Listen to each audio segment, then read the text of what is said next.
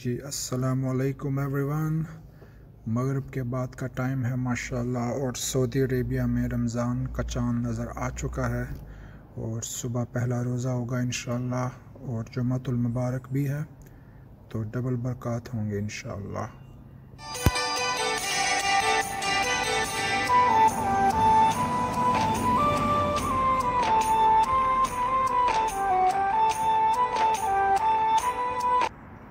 जुम्मतुल मुबारक, रमज़ान का पहला रोज़ा और सहरी के बाबरकत लम्हात माशाअल्लाह।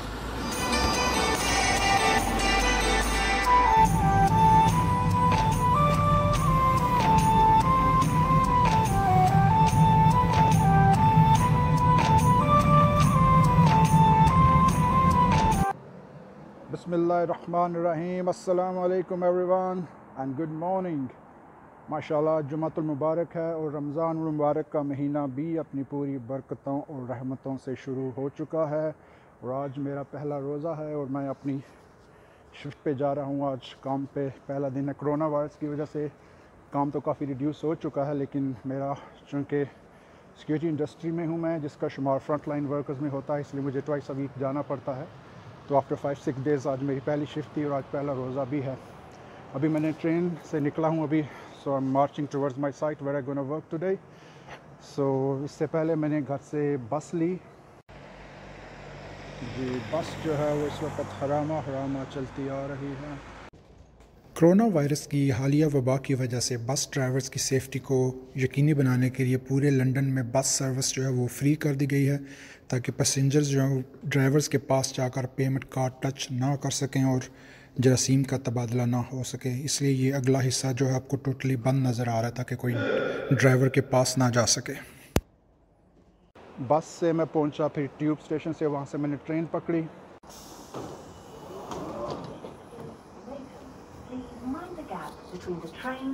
और अब अभी मैं ट्रेन से निकला हूँ और I am walking towards my site where I gonna work today. और ये सेंट्रल लंदन का इलाका है, जैसे कि आपको नज़र आ रहा होगा कि हर तरफ जो है वो सन्नाटा है। Normally early in the morning, इस वक्त भी 6 o'clock और 7 o'clock ये काफ़ी बिजी होता है। नॉर्मल डेज़ में जब मैं आता हूँ लोग आ रहे होते हैं, कैफ़े खुले होते हैं, क्योंकि ये पीक टाइम है, वर्किंग आवर्स होते हैं। लेकिन कोरोना वायरस की वजह से अभी बिल्कुल सन्नाटा है, ऐसा लगता है कि पूरे का पूरा शहर खाली हो चुका है। ये भी एक सेंट्रल लंदन की काफ़ी बिज़ी स्ट्रीट है, लेकिन इस वक्त आपको नज़र आ रहा है कि ना कोई बंदा ना बंदे की ज़ात। वो एक पंजाबी गाने का लाइन है एक कि सुंजियां हो जान गलियां ते विच मिर्ज़ा यार फिरे। कुछ ऐसे ही मामलात आजकल लंदन के हैं कि सुंजियां हो जान गलियां ते विच कोरोना यार फिरे। टोटल क्वाइट है जी। और आजकल जब हम लंदन में बाहर निकलते हैं तो हमें ये मास्क और ये ग्लव्स ज़रूर पहनना पड़ते हैं सेफ्टी के लिए, ताकि जर्म्स का एक्सचेंज ना हो आपस में। थोड़ी देर के लिए मैंने मास्क उतारा था वो वीडियो बनाने के लिए, लेकिन दोबारा जो है उसको पहनना पड़ा अभी। और अब दोबारा मैं मास्क और ये ग्लव्स पहनने के बाद, पूरा निंजा टर्टल बनने के बाद, walking towards my site. Not too far, I am almost there.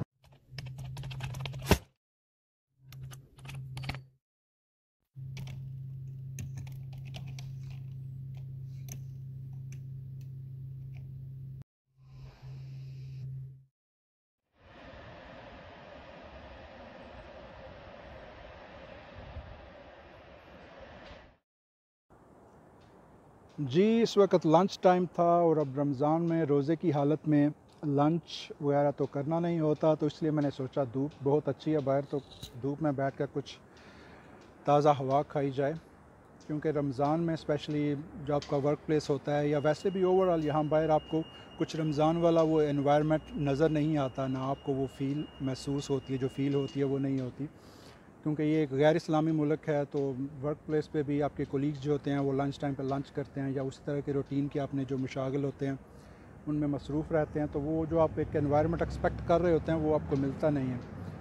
Specially overall भी, स्पेशली मेरे जैसे जिन्होंने आधी ज़िंदगी पाकिस्तान में एक इस्लामी मुल्क में गुजारी हो और फिर यहाँ माइग्रेट किया हो, वो इस चीज़ को बहुत मिस करते हैं कि एक जो एक इस्लामिक आपका एक एनवायरनमेंट होता है, स्पेशली रमज़ान में, पहली बात तो ये कि आपको यहाँ पे बावाज़ बुलंद जो है वो अज़ान भी नसीब नहीं होती, क्योंकि मस्जिदें तो अल्हम्दुलिल्लाह होती हैं हर मुल्क में, हर इस्लामी मुल्क में कसीर तादाद में, और अपनी मजहबी जो प्रैक्टिस है वो करते हैं, लेकिन जो अज़ान होती है लाउड स्पीकर में वो अलाउड नहीं होती बाय लॉ। तो आपको रमज़ान में स्पेशली आपको ना अज़ान सुनने को मिलती है, तो एक आपकी जो एक अंदर एहसास ज़िम्मेदारी होता है इंसान का, उसका कड़ा इम्तहान होता है, क्योंकि आपने टाइम दे के रोज़ा रखना है, टाइम दे के ही रोज़ा बंद करना है, टाइम दे के नमाज़ पढ़नी है। जी अब ज़ोहर का टाइम है, आपको कोई बाहर की दुनिया से कोई मोटिवेशन नहीं मिलती, ना आपको अज़ान आती है, आप बाहर, और ना आप बाहर निकलेंगे तो आपको जो दूसरे लोग हैं पाकिस्तान में, तो आप बाहर निकलेंगे तो आपको हर कोई रमज़ान के एक माहौल में रचा बसा हुआ नज़र आएगा, यानी गाली गलौज से बचने की कोशिश, नमाज़ों की तरफ रग़बत होती है और एक माहौल आपको नज़र आता है, लेकिन यहाँ ऐसी कोई बात होती नहीं है।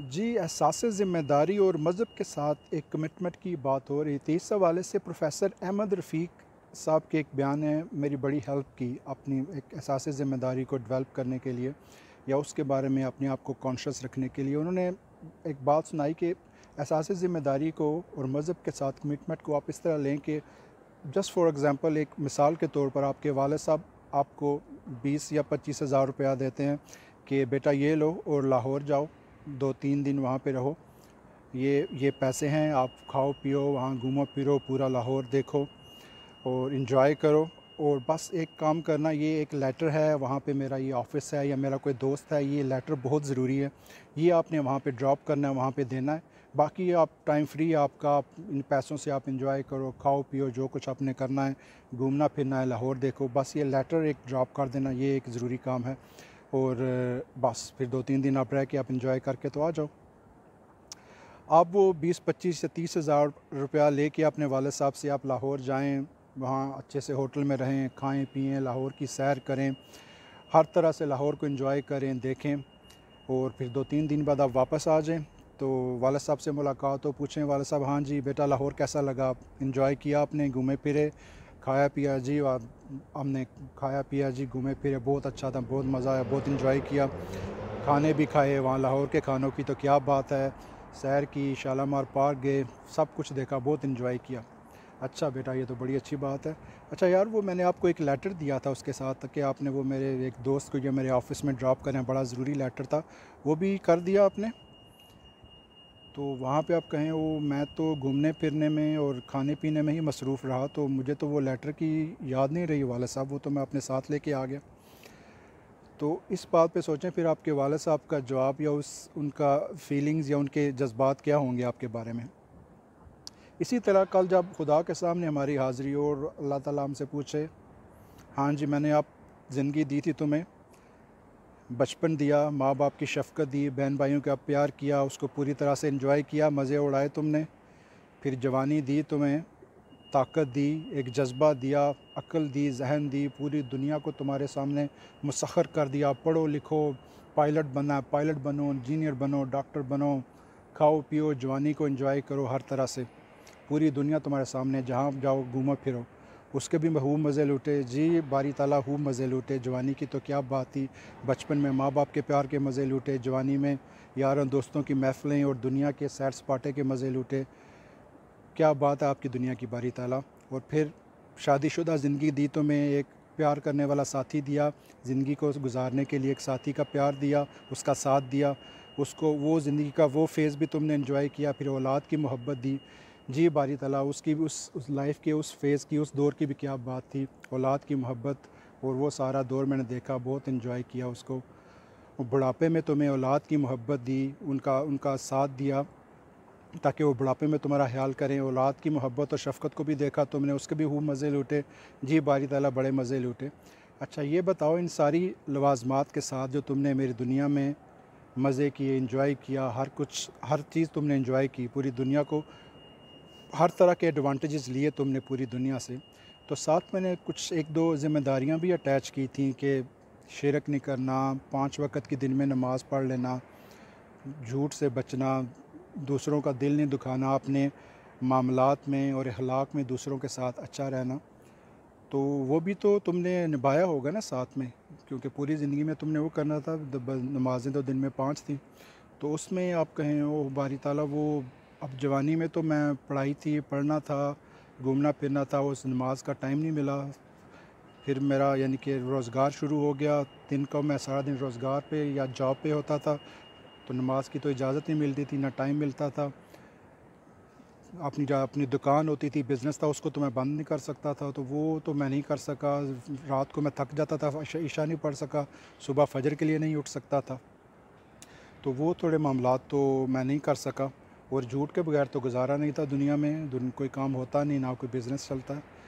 तो जब आपको इस तरह का जवाब मिले तो आप ये सोचें कि फिर जो आपके वालिद साहब की फ़ीलिंग थी आपके बारे में, या जवाब था, या उनका गुस्सा होगा, तो क्या अल्लाह को गज़ब नहीं होगा आपके इस जवाब पे?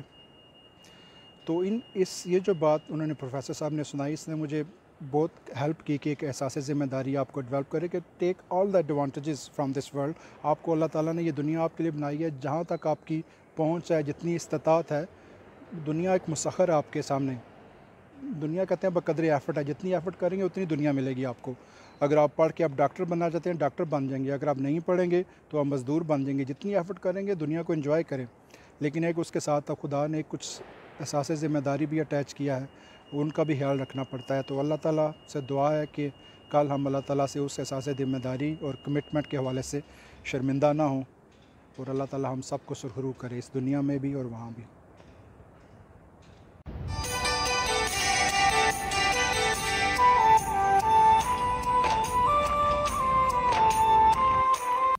जी, अब नमाज का टाइम हो चुका है, मैं नमाज के लिए आया हूँ। ये आप देख सकते हैं अल्हम्दुलिल्लाह प्रेयर रूम की फैसिलिटी जो है वो ऑफिस में मौजूद है। यहाँ यूके में तमाम बड़ी ऑर्गेनाइजेशन या जो मल्टी नेशनल ऑर्गेनाइजेशंस हैं वो प्रेयर रूम की फैसिलिटीज़ देती हैं, और बहुत अच्छा फुली इक्विप्ड प्रेयर रूम होता है। ये जेंट्स का एरिया है। ये जो कर्टन आपको नज़र आ रहा है पर्दे के उस तरफ, फ़ीमेल का प्रेयर रूम है लेडीज़ के लिए। और उसके साथ एक स्पेशली इन्होंने वज़ू के लिए भी जगह बनाई है। आपको दिखाता हूँ मैं, ये आपको एक सीट नज़र आ रही होगी यहाँ, ये स्पेशली वज़ू के लिए ही है। तो पूरा एक फुली इक्विप्ड जो है वो प्रेयर रूम है। वज़ू करने के बाद ये आपको टॉवल नज़र आ रहे होंगे, इससे आप पाँव वगैरह साफ़ करके उसको आप साइड पे रखते हैं तो क्लीनर जो है वो उसको कलेक्ट कर लेता है। जी, फाइनली डन फॉर टुडे। अभी मैं काम ख़त्म करके घर जा रहा हूँ। असर पढ़ूँगा तो 1-2 घंटे में फिर इफ्तार का टाइम भी हो जाएगा इंशाल्लाह।